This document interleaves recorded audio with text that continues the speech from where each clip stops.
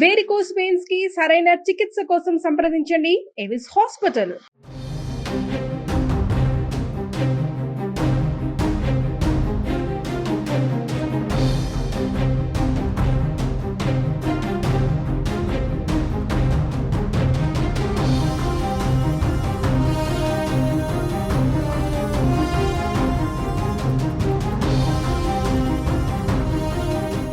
హైదరాబాద్లోని మీర్పేటలో భార్యను హత్య చేసిన కేసులో సంచలన విషయాలు వెలుగు చూస్తున్నాయి.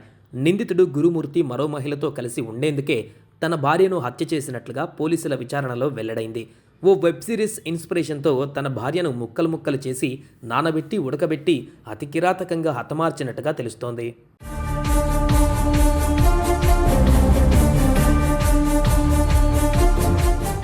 మీర్పేట్ కుక్కర్ హత్య కేసులో విస్తుపోయే విషయాలు బయటకు వస్తున్నాయి. మరో మహిళతో అక్రమ సంబంధంతోనే భార్యను హత్య చేసి ఉంటాడని పోలీసులు అనుమానిస్తున్నారు. గురుమూర్తి తన భార్యను చంపి మృతదేహాన్ని ముక్కలు చేసి ఉడికించి ఎముకలను రోట్లో వేసి దంచి పొడిగా చేసిన ఘటన తెలుగు రాష్ట్రాలలో సంచలనం సృష్టించిన విషయం తెలిసిందే. రంగారెడ్డి జిల్లా మీర్పేట్ పోలీస్ స్టేషన్ పరిధిలో చోటు చేసుకున్న ఈ ఘటనకు సంబంధించి పోలీసులు దర్యాప్తు వేగవంతం చేశారు. నిందితుడిని అదుపులోకి తీసుకొని విచారిస్తుండగా భయంకర విషయాలు వెలుగులోకి వచ్చినట్టుగా తెలుస్తోంది.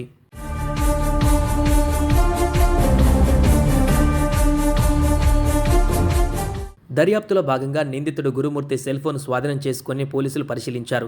అందులో ఓ మహిళకు సంబంధించిన ఫోటోలను గుర్తించారు. ఆ మహిళతో సంబంధం కారణంగానే భార్యను అడ్డు తొలగించుకునేందుకు కడతీర్చి ఉంటాడని పోలీసులు అనుమానిస్తున్నారు. సంక్రాంతి సెలవులకు తన ఇద్దరు పిల్లల్ని సోదరి ఇంటికి పంపించాడు. 13, 14 తేదీలలో మాధవితో కలిసి ఉదయం పూట సోదరి ఇంటికి వెళ్లి సాయంత్రానికి తిరిగొచ్చారు. వేరే మహిళతో గురుమూర్తి ఉన్న కొన్ని ఫోటోలను ఆమె చూడడంతో 15న ఉదయం ఇద్దరి మధ్య గొడవ మొదలైంది. అప్పటికే భార్యను హతమార్చాలనే పన్నాగంతో ఉన్న గురుమూర్తి ఆమెను కిరాతకంగా చంపాడు.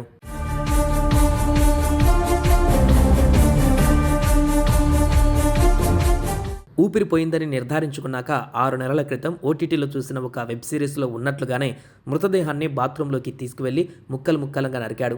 తర్వాత వాటిని బకెట్లో నీళ్లలో వేసి హీటర్తో ఉడకబెట్టాడు. ముక్కలు మెత్తగా మారాక మాంసాన్ని ఎముకల నుంచి విడదీసి మరో బకెట్లో వేసి రోకలితో దంచి ముద్దగా చేశాడు.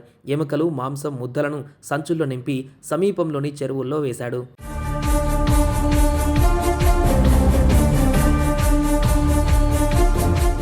తన భార్య మాధవిని హత్య చేశానని పోలీసుల ముందు గురుమూర్తి ఒప్పుకున్నా చంపిన విధానంపైన పోలీసులకు 2-3 వర్షన్స్ చెబుతున్నాడు. ఇంట్లోని బాత్రూంలోనే మాధవి మృతదేహాన్ని కత్తితో ముక్కలు ముక్కలు చేశానని, రక్తపు మరకలు కనిపించకుండా 10 సార్లు కడిగానని గురుమూర్తి పొంతనలేని సమాధానాలతో పోలీసులు తలపట్టుకుంటున్నారు. గురువారం రాత్రి గురుమూర్తిని పోలీసులు మరోసారి చెరువు దగ్గరికి తీసుకువెళ్లారు.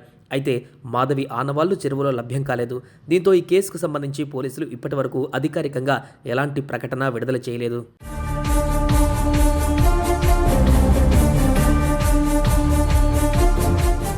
గురుమూర్తి ఏపీలోని ప్రకాశం జిల్లా రాచర్ల మండలం జేపీ చెరువు గ్రామానికి చెందినవాడు. 13 ఏళ్ల క్రితం అతనికి వెంకట మాధవితో వివాహమైంది. గురుమూర్తి ఆర్మీలో జవాన్గా పనిచేసి నాయక్ సుబేదార్గా పదవి విరమణ పొందాడు. ప్రస్తుతం కంచన్బాగ్ డిఆర్డీఓలో కాంట్రాక్టు భద్రతా సిబ్బందిగా పనిచేస్తున్నాడు.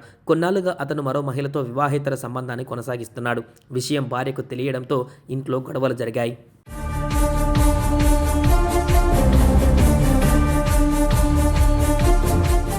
సుమన్ టీవీలో మీ పర్సనల్ అండ్ బిజినెస్ ప్రమోషన్స్ కోసం కింది నెంబర్కి కాంటాక్ట్ చేయండి.